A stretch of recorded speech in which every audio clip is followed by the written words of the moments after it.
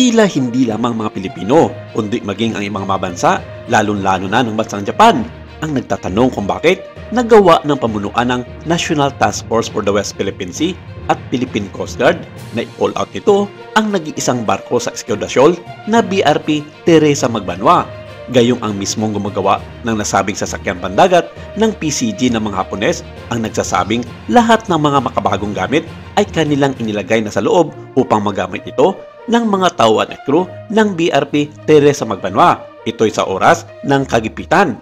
Tulad na lamang nito na pinalibutan ng mga sasakyan pandagat ng komunistang bansa na China sa loob ng 5 buwan, dahilan para tumagal ito ng napakahabang panahon.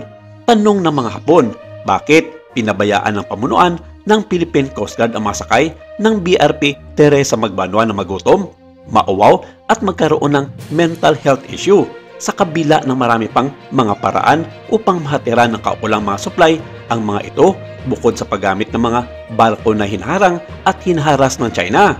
Isa sa mga kinukonsidera ng bansang Japan na hindi dapat magipit ang mga tropa ng mga Pilipino na nakasakay sa BRP Teresa Magbanwa ay ang paghatid nito ng resupply gamit ang mga sasakyang pangipapawid ng Philippine Air Force, partikular na dito ang paggamit ng mga helicopter. Ayon sa kanila, may kakayahan ang BRP Teresa Magbanwa na pwedeng makapaglanding ang mga air asset ng Philippine Coast Guard at Philippine Air Force sa barkong ito upang magatid ng mga kaukulang supplies at pagpapalit ng mga crew kung kinakailangan. Kaya nga nila ginawa ang sasakyan pandagat na ito para sa PCG na may helipad para sa mga ganitong senaryo base na rin sa disenyo na aprobado ng Pilipinas. Sa nakaraang mga buwan na pananatili ng BRP Teresa Magbanwa sa Sabinasol, 2 beses lang ito natiran ng mga supplies ng pagkain at inuming tubig gamit ang mga eroplano ng Philippine Air Force sa pamagitan ng pag-airdrop nito. Hindi mawari na hindi na nagawa at hindi na nasundan pa ang mga pag-resupply mission na ito sa BRP Teresa Magbanwa gamit ang air asset ng Philippine Air Force. Gayong wala namang ginawang pangharang ang mga tropa ng China na nakapalibot sa nasabing barko ng Philippine Coast Guard na nakaangkla sa Escoda Shoal. Isa pa sa ipinagtataka ng mga Hapones at nagulat ng sinabi ng commanding officer nito na si Lieutenant Commander Efren Duran Jr. na nagtataga sila sa kanilang inumin sa pamamagitan lamang ng tubig ulan at tulo mula sa kanilang mga aircon sa barko.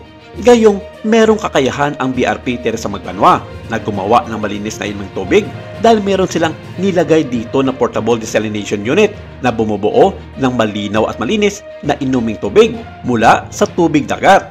Kaya walang rason ang mga ito na igiit na nahihirapan ang mga crew at personnel ng Philippine Coast Guard sa nag-iisang barko nito sa Escoda Shoal kung saan napapaligiran ito ng dose-dose ng sasakyang pandagat mula sa China Coast Guard at mga militia vessels nito. Dahil sa ginawang kainaan ng loob sa panig ng Pilipinas sa pakikiharap nito sa China sa Second Toma Shoal, ang Estados Unidos, Australia, India at Japan ay nagpaplano na magpadala ng kanilang masasakyang pandagat ng magkasanib na mga Coast Guard at Maritime Police Patrol sa rehiyon ng West Philippine Sea.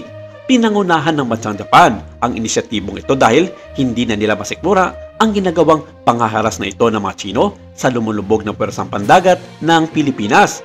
Ayon sa Japan media na NHK, ang planong kinasasangkutan ng mga Coast Guard ng 4 na bansa ay inaasahang kasama sa joint statement na ilalabas sa Quadrilateral Security Dialogue o Quad Summit sa susunod na Sabado sa Tokyo, Japan. Itinutulak ni Japanese Prime Minister Fumio Kishida na palakasin at gawing institusyon ng Quad. Ito ay nakikita bilang isang kontra sa lumalagong militar at pang-ekonomiyang impluensya ng China sa Indo-Pacific. Maraming salamat. Ito lang muna ang ating update for today.